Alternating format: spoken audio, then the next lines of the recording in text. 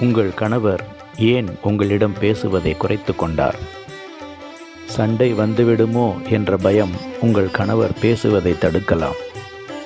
தன் பேச்சு முற்றிலும் நிராகரிக்கப்படும் போது, அடிக்கடி திருத்தப்படும் போது, நீ இப்படித்தான் என்று முத்திரை குத்தப்படும் போது அவர் தான் பேசுவதை குறைத்து கொண்டிருக்கலாம்.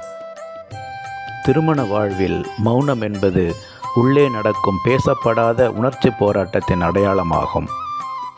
இந்த நிலை நீடித்தால் இருவருக்கும் இடையில் உணர்வு ரீதியான தூரம் அதிகரிக்கக்கூடும். இந்த அமைதி உங்கள் அன்பின் முடிவு அல்ல. உங்கள் இருவருடைய உள் அனுபவம் பற்றிய முறையான அறிவு உங்கள் மன வாழ்க்கையை திரும்ப உங்களிடம் ஒப்படைக்கும். திருமண வாழ்க்கை என்பது வளங்கள் நிரம்பிய ஒரு வாய்ப்பு ஆகும். அறிவியல் ரீதியான கவுன்சிலிங் உங்கள் உள் உணர்வுகளை புரிந்து கொள்ள உதவி செய்கிறது. உணர்வுகளை முறையாக பரிமாறிக்கொள்ள உளவியல் ஆலோசனை உதவுகிறது. மகிழ்ச்சியையும் குடும்ப வாழ்வின் வளங்களையும் கண்டடைய உதவுகிறது. கவுன்சிலிங் தேவைக்கு இப்போதே நீங்கள் அழைக்கலாம்.